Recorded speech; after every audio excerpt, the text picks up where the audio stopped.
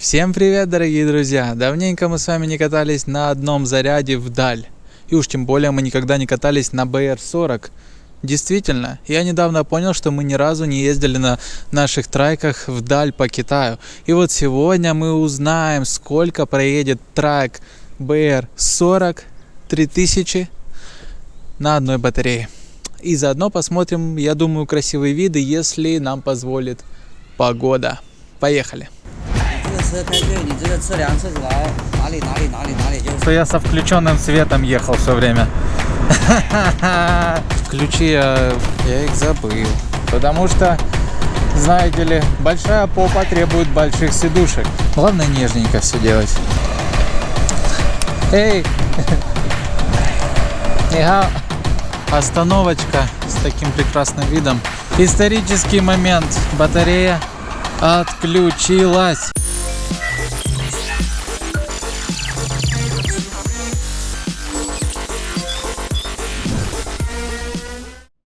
Наш BR40, я его давненько уже не мыл. Наша тестировочная модель, которую мы убиваем постепенно. Это вам первый лайфхак. Да, я буквально только сегодня узнал, что у меня штучка, которая держит камеру, она сломалась, и мне пришлось вот так вот хомутиками прикрепить к держателю для телефона. Кстати, держатель для телефона в скайборде, он во всех как бы встроенный, это включено все. Там зарядка внизу для телефона. Здесь любых размеров телефон помещается. Но сейчас я ее трогать не буду, потому что боюсь, что камера отпадет. Хотя хомуты, это, знаете, вещь такая, что на века. Итак, мы начинаем нашу поездку. И я надеюсь, сегодня все пройдет гладко. И мы проедем километров 40, а то и больше. Поехали. Ну и пока мы далеко не уехали, я хотел бы включить запись с моего браслета и телефона GPS. Мы берем телефон, GPS, все нас нашло.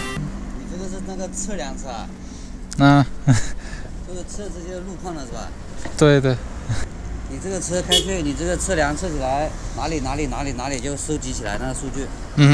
Итак, время пошло, километры 0. Поехали, да? Мы выехали за трассу, то есть на трассу, но по сути мы еще находимся в городе. Как вы видите, я так и не дождался хорошую погоду, так хочется ездить, когда именно солнышко светит. Тогда и видео получается очень яркое, красивое, но BR40 уже уехали в Россию, а мы до сих пор не снимали видео про покатушки. Поэтому сегодня одна батарея. Если вам заходит это видео, то мы снимаем на 3 батареях, и тогда уж я планирую такой маршрут, чтобы вам показать и какие-нибудь там речки с горами, водопадиками и так далее. Вот, сегодня же я тоже выбрал точку в горах, но это не сильно далеко, то есть на одной батарее я не доеду, скорее всего, до супер таких крутых серпантинов.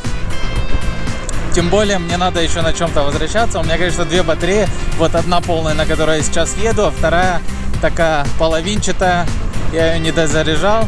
И сегодня, раз уж у нас плохая погода, я вам хотел бы поделиться своими лично лайфхаками, своим лично топом вещей, которые ты обязан делать в прохладную погоду, если собираешься ехать на электроскутере от скайборда. И первая вещь, о которой я хотел бы сказать: что вы должны обязательно делать в холодную погоду, если ездите при температуре выше 0, но меньше, там, скажем, 20 градусов. То есть, как сейчас у нас 10 градусов или около 12. В общем, довольно прохладно. Первая вещь — это, конечно, одеваться, да? Но именно что? Что самое важное? Понятно, что если вы едете осенью, у вас плюс 10, то желательно одевать потеплее курточку, не просто там какое-нибудь осеннее пальтишко, а желательно утепленное, как вот у меня, например, сейчас. Я сейчас в зимней куртке, и на самом деле в Китае это норма. То есть ты по улице идешь или в магазине где-нибудь, и ты четко знаешь, какие люди приехали на байке, те теплее одеты. Я имею в виду, у тех куртка такая поупитанней будет, чем у тех, кто пришел там пешком, приехал на машине и так далее. Потому что здоровье бесценно. И если про куртку я сказал, довольно очевидно, да, вы все знаете, что куртка это важно, когда едешь с ветерком. Второй момент, который очень важный, но вот, наверное, не все представляете насколько, это перчатки. Я сейчас без перчаток, потому что мне надо постоянно клацать камеру. Кстати, камеру я и забыл включить вот сейчас, чтобы вы не забывали мое лицо, да? Оба! Камера пошла. Но те люди, которые ездят вот по Китаю, мои знакомые, 90% жалуются на то, что когда они без перчаток, у них потом сушит кожу на руках, у них там бывают трещинки небольшие на коже и так далее. На это не смертельно, но это довольно неприятно, и чтобы этого избежать, всего лишь нужно одеть перчатки. Запомнили? Тогда едем дальше. И, кстати, смотрите, как я пробочку объезжаю. Нежненько, спокойненько. Главное, нежненько все делать. Про кроссовки и штаны я не буду говорить, потому что для меня это проблему не вызывает. Потому что я не замерзаю ниже пояса, даже если еду там при плюс 1 градус. Ветер, да, холодный, но мне как-то не замораживает. Я вот и сейчас в трениках, кто не видит, в обычных кроссовках, и мне очень комфортно. Но есть очень важные вещи, и их я оставил напоследок этого списка. Самое важное – это как бы вы ни одевались, в какой бы обуви вы не были, всегда одевайте шарф. Если температура ниже 30 градусов, ниже плюс 30 градусов, всегда одевайте шарф. Запомнили? Отметили? Потом не жалуйтесь. Единственная на самом деле проблема при езде зимой – это горло. Если один раз ты не одел шарф, то все, пиши пропало, на следующий день заболит горло. Какая бы у тебя куртка с воротником ни была, всегда одевай шарф. Просто самый тоненький, самый дешевый шарфик одел, и все, и ты уже не болеешь. Это проверено мною за годы езды на электроскутерах. Шарфик – это овер важно. И я, кстати, видите, стал немножко в пробочку. Мог бы ехать вот здесь вот как человек по дорожке для электроскутеров, но нет. Но это моя глупенькая голова. Просто сегодня воскресенье, не очень соображает, куда ехать лучше. Вон, видите, человек поехал и ничего. И вот еще один человек поехал. Ладно, ничего, постоим. А мы наконец-то выехали за город с его воскресными пробками и двигаемся в сторону гор.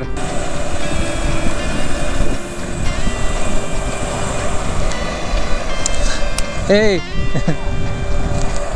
Нихао! Сеся! Элосы! Бай-бай! Видите? Вот этот парень на электрокаре подъехал. Таких много в Китае, они все разные, рынок огромный. И вот почему Китай впереди планеты всей. Потому что на таком электротранспорте, как машины, как электроскутеры, как электротракторы, все, они ездят много и покупают много. Об этом я тоже говорил, что Китай вырвался в лидеры по количеству покупок электротранспорта. Вот, кстати, еще один поехал по покупкам электротранспорта в мире. Вышли вперед над США пару лет назад. Да, кстати, весь транспорт, который вы видите в наших видео, который проезжает мимо нас, он электрический, кроме машин. Но машины часто тоже электрические. Кстати, вы можете сами отслеживать этот момент. В машинах с зелеными номерами в Китае это электрокар. Это даже не гибрид, это электрокар обязательно. Кстати, да, вы можете посчитать электромашины в этом видео в кадре, а именно машины с зелеными номерами, и тогда вы молодец. Пишите в комментариях, сколько вы насчитали. А может быть, самого активного Skyboard выберет для какого-нибудь приза. В том числе в этом году мы собираемся разыгрывать штук 10 электроскутеров абсолютно бесплатно для наших подписчиков. Так что давайте, если вы еще не подписались, обязательно подписывайтесь. По поводу ощущений хочу сказать, что мне довольно комфортно ехать. главное, сидушка удобная. Я как-то этого раньше не замечал, но я недавно поездил на дешевом электроскутере, и там была сидушка поменьше, и мне было уже не так удобно, потому что, знаете ли, большая попа требует больших сидушек. В скайборде сидушка подойдет и под маленькие попы, и под большие. Мы сейчас двигаемся вверх, поэтому батарейка показывает, вот видите, уже практически одно деление показывает, но это ничего не значит, потому что когда мы выйдем на ровную поверхность, мощности будет требоваться меньше, и как бы оно будет уже показывать половину, я думаю. Опа, видите, половинка батарейки, как я говорил, когда на ровную выехали, и мы сейчас смотрим по часам 15 километров. Ну что, пока что непонятно. Пока что не могу сказать, как далеко готов зайти на батарейке 60 вольт 20 ампер. Будем выяснять. А теперь, дорогие друзья, обратите внимание на мой шлем. Я специально даже снял камеру, чтобы вам показать. Это самое главное, что у вас должно быть при покатушках в холодное время года. Забрало должно опускаться до шеи. Никак не меньше. Некоторые шлемы продаются, и забрало у них вот такое, то есть закрывает только глаза. Если так происходит, то при температуре ниже 25 вы себе просто нарабатываете гайморит или продуваете себе уши. Именно в таком забрале воздух обволакивает вашу голову и не попадает никуда.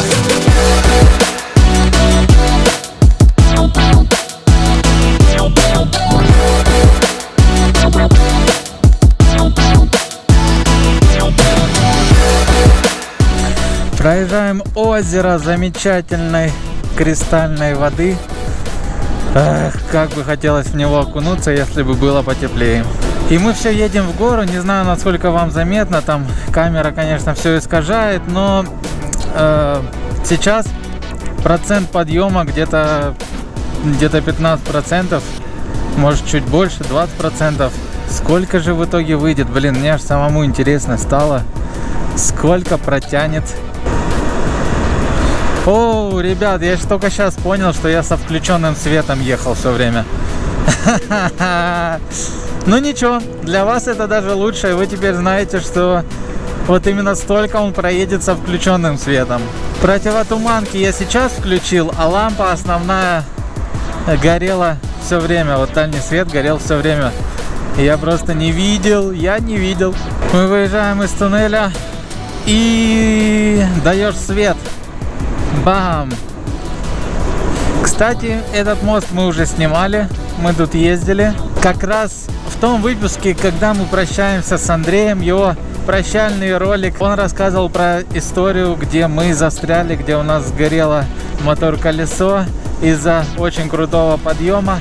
И, короче, из-за того, что китайцы подсунули модель паленую, короче говоря, именно вот на этом мосту мы должны были встретиться с эвакуатором нашим. Обязательно смотрите, ссылочка вот здесь вверху или внизу под видео. Знаете, в чем прикол? Почему я поехал именно по этой дороге? Да все просто, потому что мы никогда не ездили дальше. Мы доезжали до этого тоннеля, поворачивали направо или налево и обратно. А сейчас я хотел проехать дальше, и мы только что проехали знак кирпич. И это значит только одно: упремся скоро в тупик. Да, вот все знаки стоят, что дальше делается дорога, вот эта магистраль упирается в никуда, в горы упирается. Вот эта деревушка, которую, судя по всему, что-то с ней делают. И все, дальше дороги нету. Пожалуй, мы поедем обратно. Воу. Обратите внимание, как удобно все располагается. Когда я запускаю дрон, у меня вот здесь вот все лежит необходимое. Сумочка, у меня дрон спрятан в багажнике. Багажник, кстати, большой у скайборда довольно, это не может не радовать. Я зарядил, например, там пульт в телефон, положил вот сюда. Идеально подходит вот эта выемка для телефона с пультом. И тут вот располагаюсь. Так, все, у меня тут еще хомутики, если вдруг вон та камера открепится, да. Мне за эту разработку такую премию дадут. О. Пассатижи, если вдруг что-то где-то как-то. Ключи я в этот раз, к сожалению, не взял, потому что я их забыл. Да, ключи Skyboard дает в комплекте. Там ключи от всех основных гаек, то есть там на 12, на 17, на 14, на 10. Это все есть. Так что вообще не переживайте. А я хочу поснимать фермеров.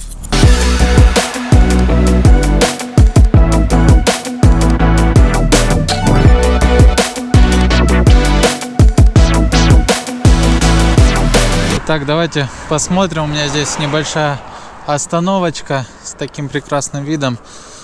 Сколько мы проехали? Ага, мы проехали 25 километров почти, 24,5. Сегодня не будет тот день, когда я вам в конце этого видео буду рассказывать, что я ее чуть-чуть не докатал, потому что то-то. Нет, сегодня мы убьем батарейку в хлам. Запомните эти слова. Все, что хотел, я уже сказал. Кроме того, что если хотите посмотреть подробные характеристики этого электроскутера или каких-нибудь других наших от Skyboard, то заходите на сайт. Вот он написан: skyboard.store. А мы двигаем дальше. Но у нас последнее деление, оно все еще горит. Скорость сейчас 40 километров в час, примерно 30-ку у меня завибрировала. Мы едем просто до упора. Мне интересно, сколько она проедет. Проедет ли она 40 километров в час, как заявляют производители? То есть мы. Как вы думаете? Пишите сейчас в комментариях. Вот именно сейчас, а не в конце видео. И через буквально пару минут мы увидим, кто прав, кто не прав, кто виноват. Мы въезжаем в город. Отметку, сейчас скажу. Отметку в 35 километров мы уже проехали. Байк все еще едет довольно хорошо, хотя батарейка уже мигает, что необходима скорая замена. По крайней мере, по прямой он едет хорошо. В горку, да, она уже мигает. Если по прямой или тем более со спуска, едет все еще без миганий. В город мы въехали, здесь добавляются светофоры, помехи, пробки. Но напоминаю, что сегодня мы опять, как и всегда, ездили и по городу, пока выезжали. Это процентов 20 сегодняшней дороги. Потом ехали процентов 30 просто по прямой трассе. И процентов 50 по горам, вверх-вниз, вверх-вниз. Смотрите прикольную штуку. Я заметил, что я до сих пор не выключил фонарь, дальний свет. И посмотрите, что получается. Сейчас одно деление. Если я выключаю фонари, то два деления. Прикиньте. Вот одно со светом, два без света. Здесь указатель света тоже рисуется, заметьте. Короче говоря, дрон у меня сел. GoPro у меня вторая батарейка сейчас садится. Всего у меня 3, слава богу. Skyboard все еще едет на одной. GoPro я по берегу.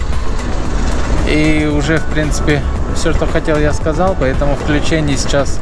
Давайте в следующий раз я уже включусь, когда батарейка окончательно сядет. Она-то уже мигает, вот когда в горку так едешь. Но когда стоишь, по-прежнему показывает два деления. А нам нужно, чтобы показывало 0.